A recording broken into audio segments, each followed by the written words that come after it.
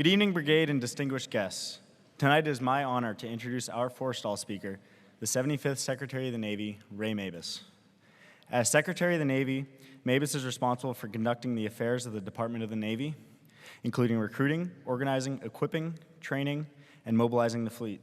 Additionally, he oversees the construction and repair of naval ships, aircraft, and facilities, and is responsible for the formulation and implementation of policies and programs consistent with the national security policies established by the President and Secretary of Defense.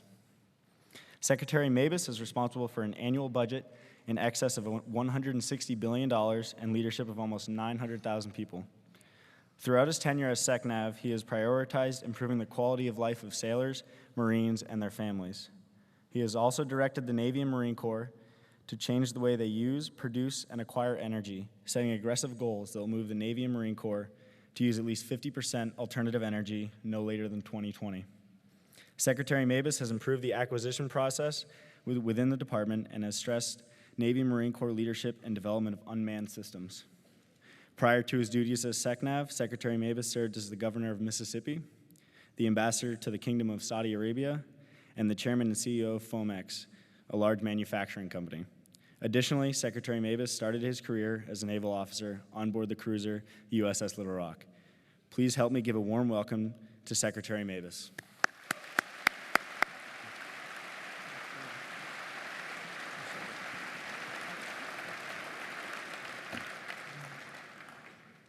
Thank you very much. I'm honored to be here tonight to deliver the Forrestal lecture. I want to get a couple of things out of the way first so that we can get right on to the lecture. First, beat Army.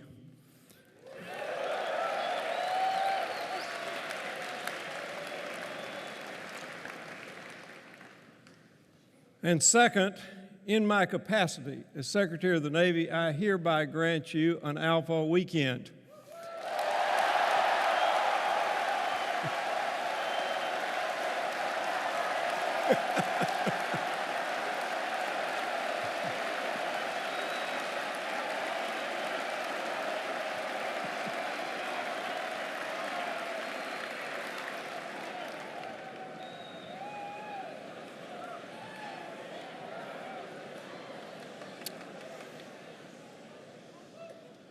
If I was really smart, I would quit right now.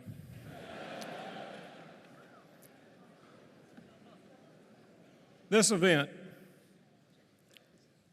is a whole lot more than just a tribute to a predecessor of mine as Secretary of the Navy and our first Secretary of Defense. It's a real important opportunity for the future leaders of the Navy and Marine Corps sitting here tonight to hear from those currently charged with our national security. Each of you has already demonstrated your good judgment in choosing Annapolis over some more remote campus, say in Colorado or New York. Each of you, by being here as a midshipman, has demonstrated your commitment to doing something bigger than yourself, to contributing in a very direct way to the security and the future of our country. I know that each of you understands the critical role the Navy and Marine Corps played and have played and will continue to play in defending our nation and in advancing freedom around the world. So I think it's fitting for me as a civilian leader of the Navy and Marine Corps to discuss where I think we're headed and what we have tried to do in the past 3.5 years on my watch to ensure you'll have the tools you need to face the challenges ahead and to extend and enhance the traditions and the missions of the naval services. So through all that, I really hope to avoid offering any more support for the alternative name for this lecture. And you know what that is. Come on. You do. Bore us all.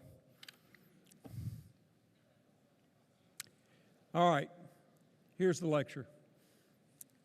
Effective leadership requires a vision for the world and the way ahead, but that vision should be informed by history. And where the Navy is concerned, I think important lessons can be drawn from the very distant past, in this case, from the Athenian Navy in the 5th and 4th centuries BC. This history is detailed in a book that I would highly recommend, Lords of the Sea. Author John Hale argues in it that Athens had her golden age because of two major and intertwined developments: the rise of the world's first experiment in democracy and the development of a navy. In fact, that golden age is bounded by two naval events: the Athenian fleet's victory at Salamis over the Persians in 480 BC, and the Macedonian takeover of their great naval base at Piraeus nearly 6 generations later. The beginnings of the Athenian Navy contain the seeds that grew into the Athenian democracy. The citizens of Athens voted to create the fleet, then those same citizens built and manned it. The author quotes Aristotle on the simple logic of how this happened. Having powered the victory at Salamis, the citizens of Athens expected to exert power over the governance of their own lives.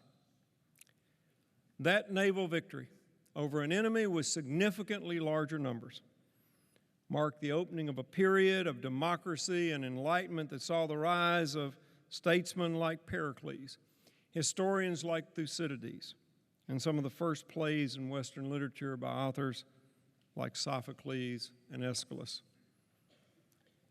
But in fact, each of those people, still well known after 2.5 millennia, first gained renown in the Athenian Navy. Pericles, Thucydides, and Sophocles were all naval commanders.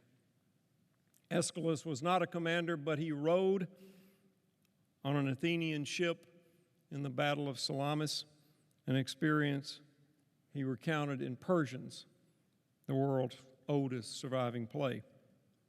And there were some second and third order positive effects of Athens' turn toward the sea, even as her prime competitor, Sparta, remained largely rooted to the soil. Its navy protected and promoted commerce, making Athens the richest city in the Mediterranean at the time, and also the most diverse. In turn, diversity and prosperity promoted open-mindedness, tolerance, and a willingness to experiment as a result of exposure to new ideas, new products, new cultures. The end of this golden age of Athens is a long and complex tale, but I think it's not unfair to suggest, as Hale does, that it was hastened by a failure of vision. Instead of looking outward toward the sea and the future, Athens began to turn inward toward more transitory and selfish concerns of that day. And in no small measure, Athens failed when it failed to support its navy. Those who join the naval service are, by their very nature, innovators and risk takers who look toward the horizons and the possibilities that lie beyond. This was true in Athens. It's been true throughout history. It is true in our own Navy and our nation, and we cannot afford to lose those qualities. The link between our nation and our Navy can be seen clearly in our own history. We declared independence in Philadelphia in 1776. We won independence at Yorktown in 1781. But we guaranteed our independence and ensured our future in the War of 1812. when we repeatedly defeated the British Navy, then the most powerful on the high seas. It can be fairly said that one of the main reasons we have our Constitution today is because under the Articles of Confederation, we could not raise a national navy to confront the Barbary pirates. We have remained a nation committed to the seas and to a strong navy. From our original 6 frigates in the first half of the 19th century to the then revolutionary coal-fired ironclads of the second half of that century, to the Great White Fleet that ushered America in as a world power on the world stage at the start of the 20th century, to the fleet who rebounded from Pearl Harbor to defeat aggression in World War II, through the fleet in which I served that gave us deterrence and protection during the Cold War. In the last 7 decades, the United States Navy has been a global force, protecting sea lanes around the world for free and lawful commerce and passage. And maybe for the first time in history, we're securing the seas not just for our own ships, but for all ships. What the Navy and Marine Corps uniquely do is provide our national leadership with the options to meet any situation. President Kennedy, almost 50 years ago exactly, relied on the Navy to create the quarantine during the 1962 Cuban Missile Crisis, achieving the outcome that was desired while avoiding possible escalation into nuclear war. Since then, the Navy and Marine Corps have continued to provide that flexibility to our Commander-in-Chief, whether it's meeting high and conventional threats or asymmetrical ones, or providing humanitarian assistance in response to natural disasters. But in the final analysis, what makes the Navy and Marine Corps the finest expeditionary fighting force the world has ever known is our sailors and our Marines. When I visited USS Ronald Reagan off the coast of Japan in the spring of 2011, just a couple of weeks after the devastating tsunami and earthquake, I got a briefing on the operations that had been planned and carried out, operations which were unforeseen when the strike group left home port, operations which had to be executed incredibly fast. In a room full of admirals and captains, I was briefed by an ensign and a third-class petty officer. The third class was 20 years old, on what had been planned and what they had done. Nowhere else in the world is that kind of responsibility pushed down to that level or to those ages. Nowhere else in the world even hopes for the superior execution from those young junior officers and enlisted that we expect as a matter of course in the Navy and Marine Corps. In the last decade, because of very high operational tempos, we've placed a great deal of stress on our force and on our families. So our people have been a primary focus of my tenure as Secretary. We've launched the 21st Century Sailor and Marine, an initiative to ensure that we'll have the most resilient, the most fit, the most healthy, and the most prepared force we can possibly have. And we want to look at issues across the board and not just stovepipe them. We want to help our sailors and Marines avoid career-altering or ending or life-altering or ending incidents. And one factor which is very often present during these incidents that can end a career or a life is alcohol. We know alcohol is a significant contributing factor in DUIs, in domestic violence, in sexual assault, in suicide, and even in fitness. If we know that, it would be irresponsible not to try to address it. The Academy here has been particularly effective at reducing incidents of alcohol abuse.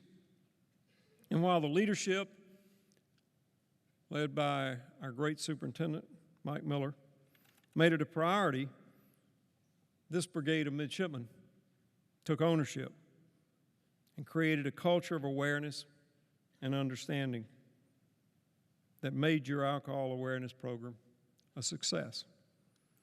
But more has to be done, and it has to be done fleet-wide. Like everything else, success depends more on than just having a policy. The people in this room and the people around the fleet have to be the key to changing our culture. 21st Century Sailor and Marine also aims to make our force more resilient. But we also want a military service, our military service, to reflect America's core values of equal opportunity and equal justice. We are moving toward ending the final barriers to where women may serve, including opening up submarines on my watch. And I am happy that today, it doesn't matter who you love, as long as you love your country enough to wear its uniform. The best sailors and Marines in the world is what we have. And the best sailors and Marines in the world deserve the best equipment in the world and the best platforms in the world, and that's been another priority. On September 11th, 2001, our Navy fleet stood at 316 ships, and we had 377,000 sailors. When I took office less than 8 years later in 2009, despite one of the great military buildups in American history, our Navy had 33 fewer ships, and we had almost 49,000 fewer sailors. We simply weren't building enough ships to replace those being retired. For example, 2008, the Navy built only 3 ships. And that impacts not just fleet size, but our shipyards and the industrial base. Since December of 2010, despite a much tougher fiscal environment, the Navy has put 42 ships under contract. Most of them fixed price, multi-year deals that assure value for taxpayers, certainty for industry, and strength for our nation. As a result, our fleet, our Navy, will reach 300 ships before the end of this decade. But it's not enough to have great platforms if we can't operate them. I'm sure you've heard that, as was said in the introduction, energy has been a particular focus of mine, and that we are moving to change the kinds of energy we use and how much we use. We're doing this for one reason: to make us better warfighters. In the last 4 years, America's reduced our dependence on foreign oil, but we still buy too much from countries that may not have our best interest at heart. We would never allow these countries to build our ships or our aircraft or our ground vehicles, but we give them a say on whether our ships sail, our aircraft fly, or our ground vehicles operate because we buy fuel from them. And even if we could produce all the oil we needed from domestic sources, oil is the global commodity, with its price often based on rumor and speculation. The Department of the Navy this year, 2012, got an unexpected $500 million bill because of a spike in oil prices. There are not many places to get that sort of money. You have to go to places like operations and maintenance. Or if the bill gets big enough, you have to start cutting platforms. And I don't think I or any secretary should have to make those kind of decisions. So we're taking some steps to avoid those choices. Some of those steps may, in the short run, require additional investments, but they will pay off in the long run in far larger savings and in far greater energy security. And we're already seeing some returns on our investments.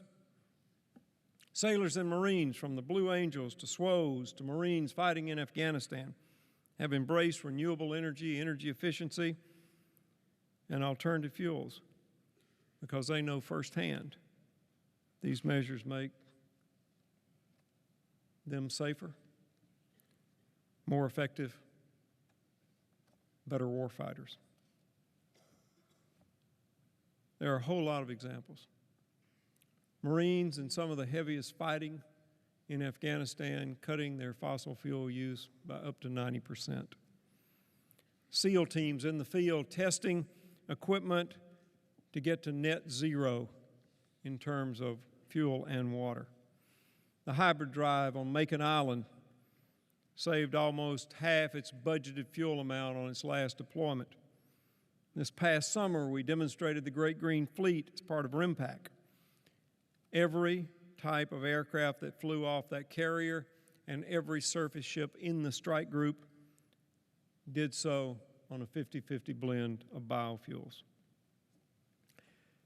There's clear and compelling evidence that these efforts are important for national security, they will save money, and they will save lives. But there's still some who question why the Department of the Navy is doing this. And so once again, I'd say just take a look at our history. Navy has always been a leader in energy innovation. We moved from sail to coal in the 1850s. We moved from coal to oil in the early part of the 20th century, and we pioneered the safe use of nuclear in the 1950s. And every single time we did that, there were naysayers. You're trading one very proven form of energy for something you don't know is going to work. You're trading something cheaper, in the case of air, free, for something that's going to cost more money. And frankly, if price alone were the only issue we worried about, we still wouldn't be buying nuclear subs and carriers because they're still more expensive than conventional ones. But they are more capable. They give us an edge. And as Secretary, I'm committed to ensuring that the Navy and Marine Corps always has that edge. I want to say that none of what we've accomplished in the last 3.5 years would have been possible without the full support and the hard work of the very top leadership of the Navy and Marine Corps, beginning with the Commandant of the Marine Corps, Jim Amos, and the Chief of Naval Operations, John Greenert. They and all the leadership around the world have been true and full partners, just the way our system is supposed to work, working with civilian leaders and military leaders to protect our country and her interest around the world. We have a glorious naval heritage, one which has absolutely no equal.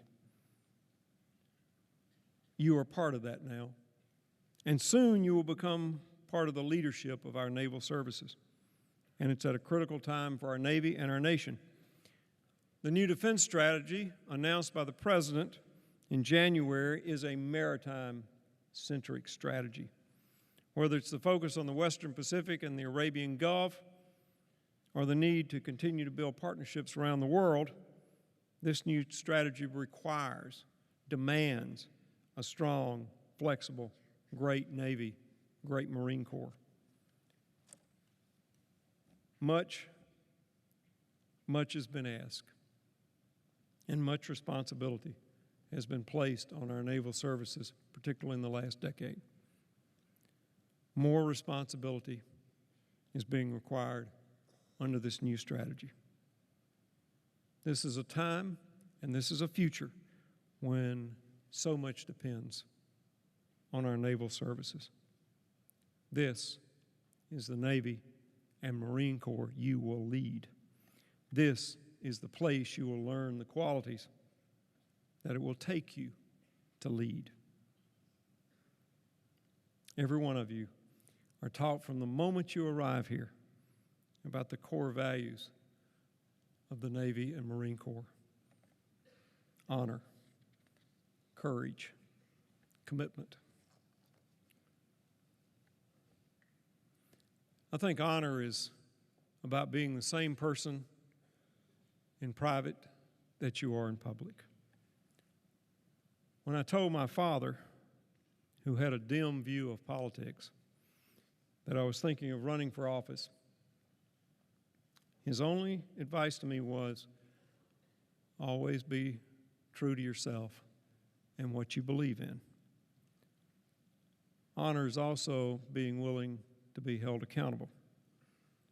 It was honor, after all, along with their lives and fortunes, that the signers pledged to each other at the end of the Declaration of Independence, risking all to create this nation.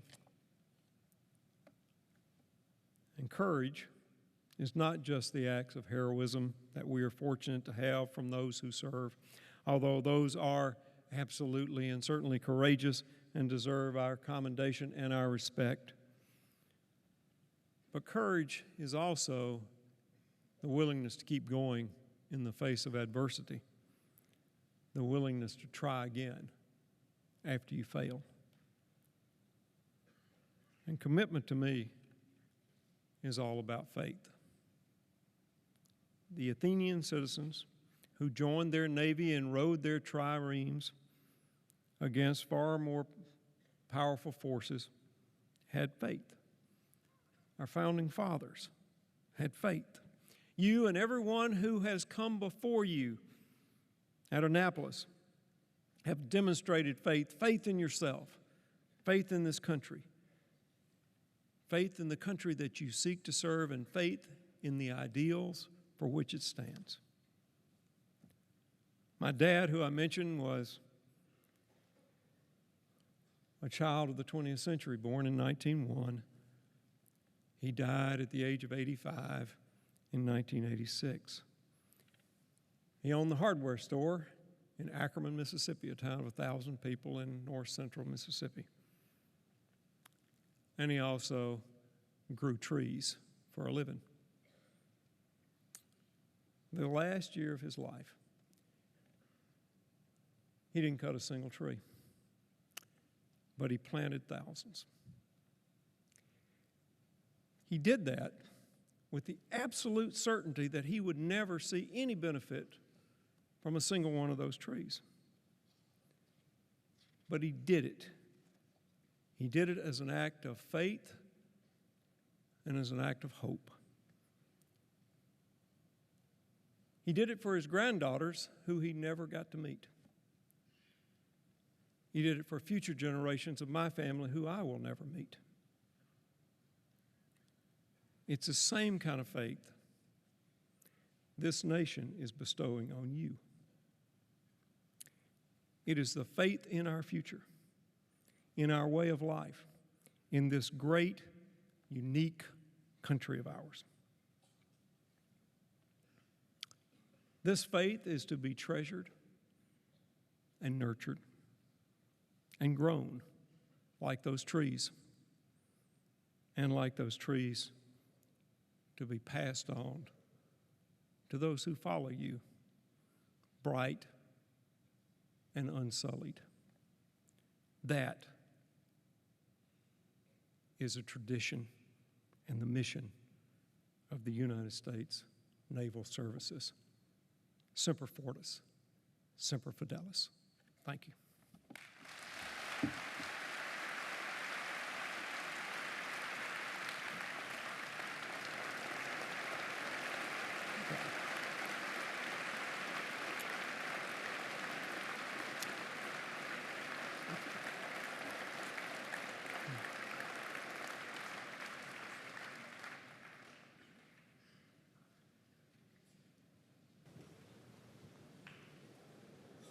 Questions?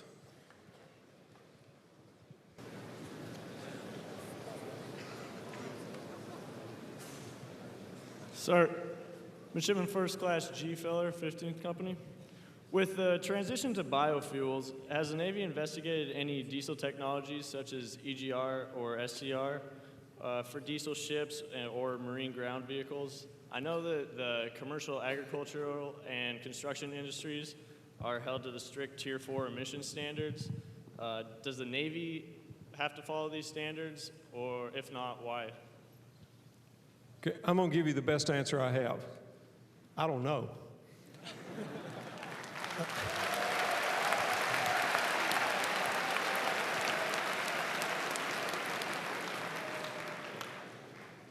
You're talking to an English major here.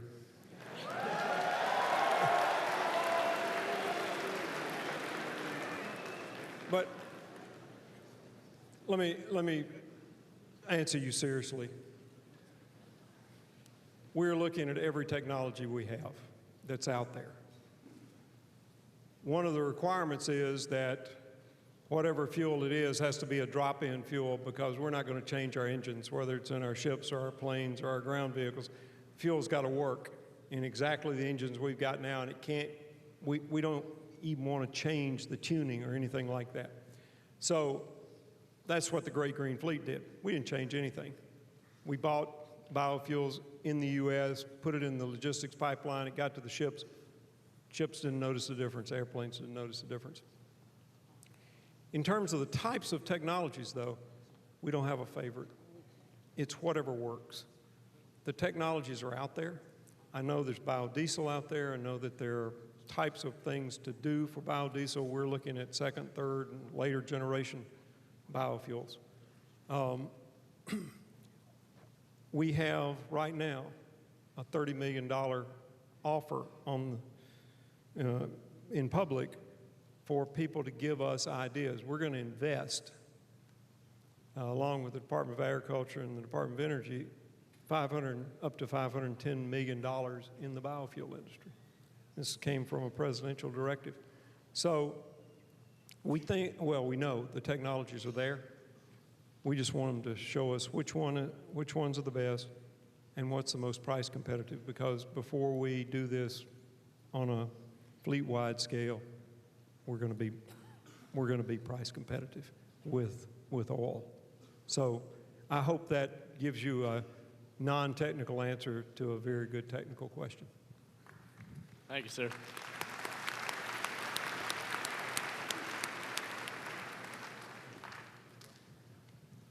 Sir, First Class Hunting, 17th Company. Given that we have had more U.S. Navy ships damaged by mines than any other form of enemy action since the Second World War, do you think it might be necessary to have a new mine countermeasures platform, or is that something that existing platforms, perhaps the LCS, could handle? Thank you. Well, the answer I was going to give you is the new platform is the LCS, because we've only got 4 of those now. We got 20 of them being built, and we're going to go up to a fleet of more than 50 of those. It's got the remote mine hunting system, which is being tested right now. In fact, the LCS-2, the Independence, just was the first ship to ever locate, fix, and destroy a mine remotely in one of the tests. Testing's going pretty well on the remote mine hunting system, and the reason, there are a lot of reasons why the LCS is a great ship for this, but one of the reasons is you don't put sailors in the middle of the minefield to find them the way we do on mine countermeasure ships today. You do it by air, either through manned or unmanned helicopters. You do it undersea. You do it away from the minefield. So we've got 3 mission modules for the LCS. One, and it's the furthest along in testing now, is the mine countermeasure. And I think that as that fleet of ships mature, you'll see this as a very strong capability and capacity that the Navy has to attack mines, because you're absolutely correct. It's one of the big dangers that we face at sea today. Sir, Midshipman 4th Class Tiller, 3rd Company. With the recent attack on the Pentagon with the cyber warfare, how are some of the new future implications and prevention measures are we going to take as we learn lessons from this attack? Well, one of the things we're doing is you're getting a semester of cyber defense as a plebe. You'll get another one when you're a 2nd class. We're having to train everybody in the military. I mean, this is one of the threats that has emerged fairly suddenly. We've got a command now, Cyber Command, that's charged with doing it. Navy stood up 10th Fleet 3 years ago to meet the cyber challenge. But it's something that everybody in here has got to pay attention to. And not just us, but the people we deal with, our industry partners, the civilian world that we interact with, the Pentagon. Now I'll be a little flip for a minute and say that one of my theories has always been that we should send out everything we do in plain language. Because if it confuses our potential enemies as much as it does us, you know, we're way ahead of the game.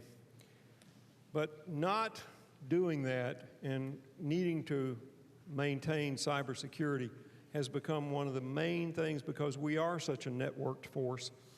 We are so dependent on the networks for our weapons, for our navigation, for our communications, for our command and control. And I have been to countries like Estonia that have been the subject of a full-scale cyber attack. And it can, you know, the point is to bring a system down. In Estonia's case, it was the banking system. We just had a cyber attack on some of our banks over the weekend. Our military is uniquely vulnerable, but also uniquely positioned to counter it. And at least right now, I think we got a little bit of a slow start, but I think that we're getting to where we need to be. We're not there yet, but I think we're on a good course to be there. And one of the ways we're going to be there is that the United States Naval Academy has got to be the center of excellence for anti-cyber, well, for both defensive and offensive cyber as we go forward.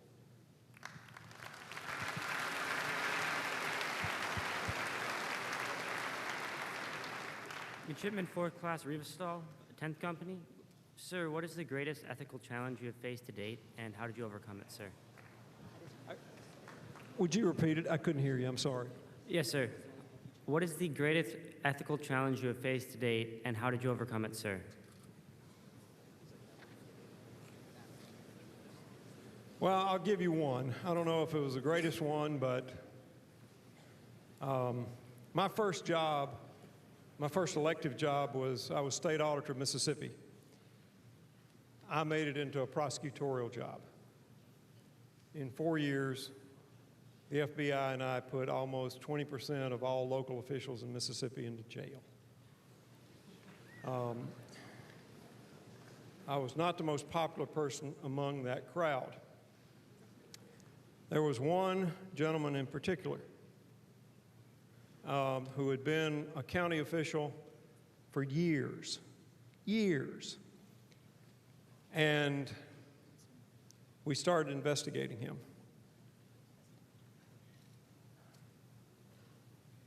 The first thing, his first response was to come to me at an event, and he said, "I'd like to help you pay off your campaign debt." And I said, I wouldn't take any money from anybody I audited. And he said, "Yeah, but that was during the campaign." And I said, "No." A couple of years later, I saw him again. And by now, we had charged him with misusing, I'll use that word, millions of dollars of taxpayer money. he came up to me and he said, "I hear you're thinking about running for governor." I said, "I'm thinking about it." He said, "Well, I got a group that wants to fund your campaign." I said, "Well, that's really generous. It's going to cost $3 or $4 million. I mean, this was 25 years ago right now, so $3 or $4 million was a lot of money then." And he said, "Doesn't matter how much it is, we'll pick up the tab."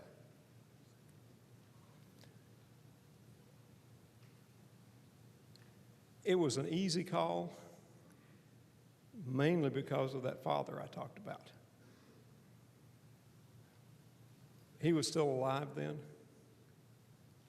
There's no way I could have faced my dad if I'd done something like that. And we've all got people like that in our lives. And it's just think of what they would do if you, and it's a lot of times the easier way out. And there were nights when, I'd been raising money all day, and 16 hours later, and I hadn't met anybody who was even remotely interested in giving me money or even voting for me, when, you think, well, maybe. But doing the right thing is not always easy. Doing the ethical thing is not always the easy path. But it's like President Kennedy said about going to the moon. We didn't decide to go to the moon because it was easy. We decided to do it because it was hard. That's the reason we decided to do the ethical thing, because it's hard, but it's right.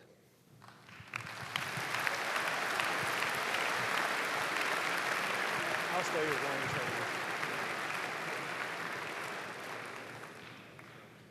Thank you very much, sir. Sir, second class Peterson, 19th Company.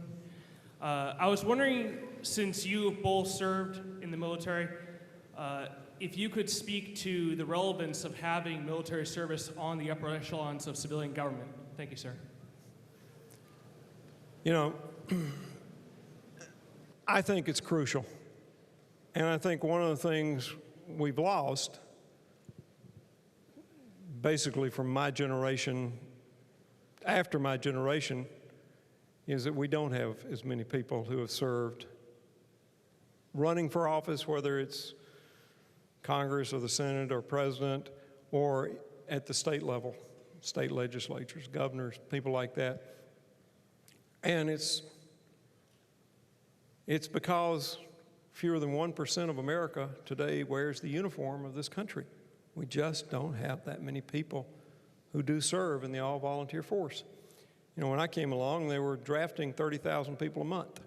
And so everybody either was in the military or knew lots of folks who were. Today, that's not the case. But I think the experience that it gives you, the maturity it forces you to gain. I was 21 years old. I was a JG division officer on a cruiser. I had 65 folks. I was their mama, their daddy, their priest, their rabbi, their psychiatrist. And a lot of people, more than just me, depended on me. That kind of experience is invaluable, whether you go into elective office or anything else. You can't buy that sort of experience. You can't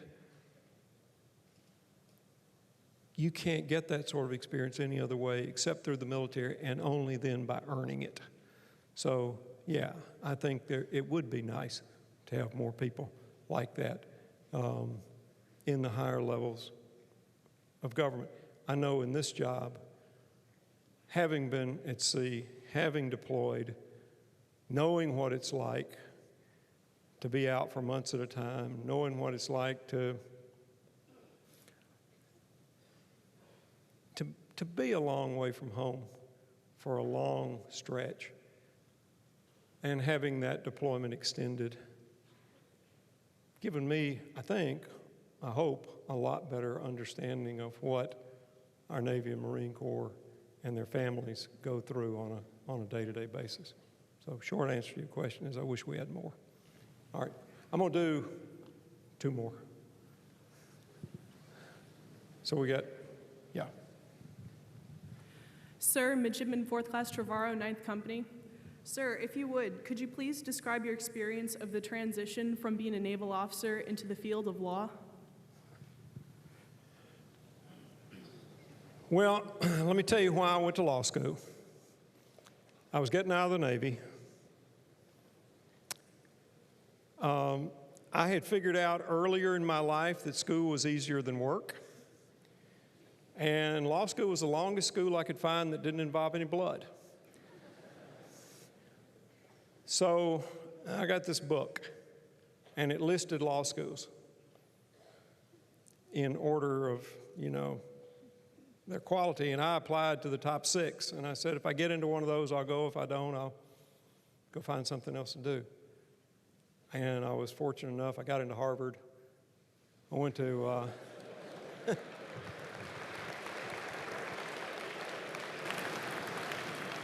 before you get too excited now, my hometown of Ackerman, I was there the summer before I went, walking down Main Street, which is coincidentally the only big street in Ackerman. And I met Mrs. Whittington, who was a librarian then. She was in her 70s, and she said, what are you going to do now that you're out of the military? I said, I'm going to law school. She said, are you going to Ole Miss, son? And I said, no, ma'am, I'm going to Harvard. She said, couldn't you get into Ole Miss? So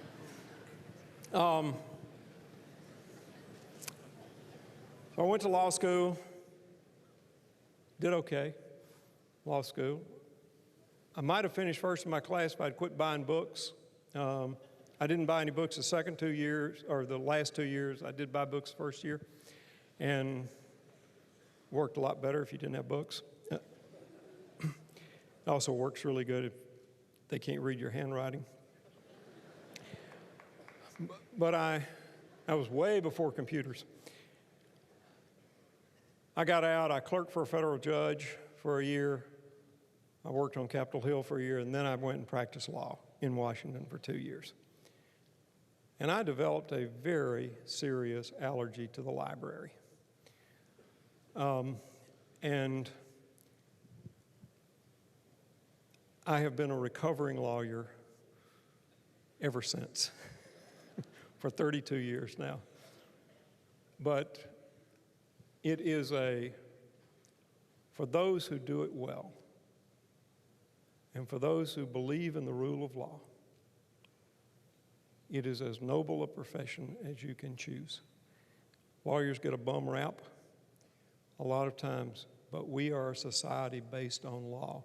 And unless we have people to stand up and protect equal rights, equal opportunity, equal justice, and that everybody is treated the same under that law, we will not survive as a country the way we are for very long. So if you're thinking about doing it, there is not a better career. Just be really good at it. Thank you very much, sir.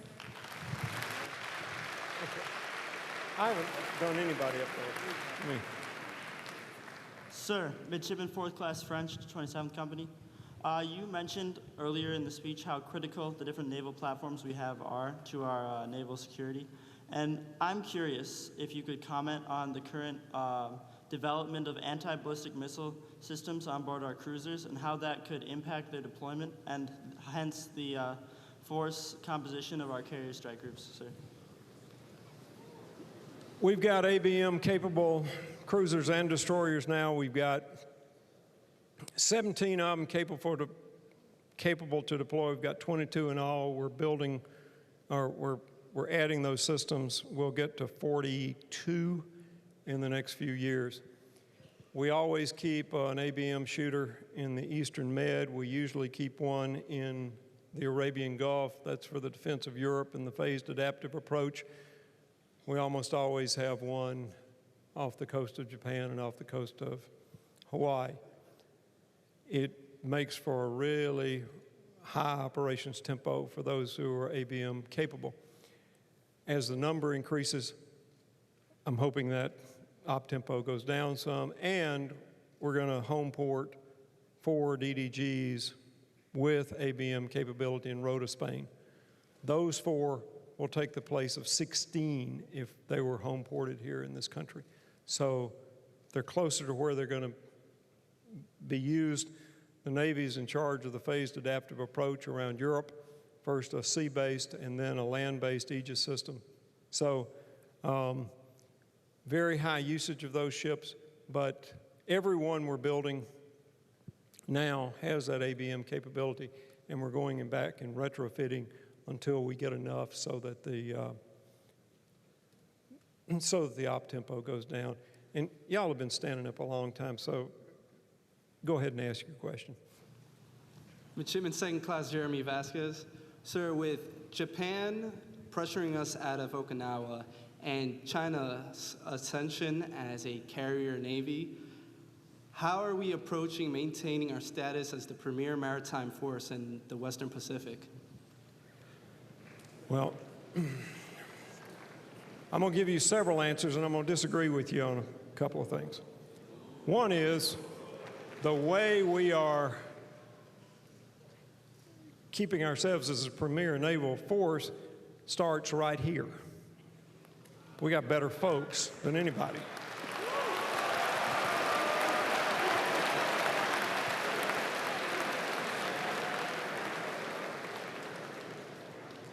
Secondly, we're not being pressured out of Okinawa.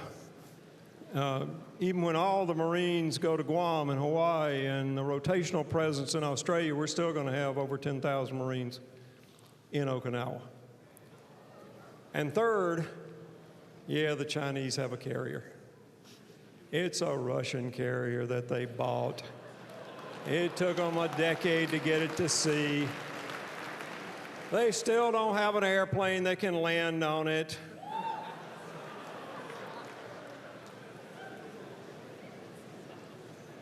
I'll take where we are over where they are any day of the week.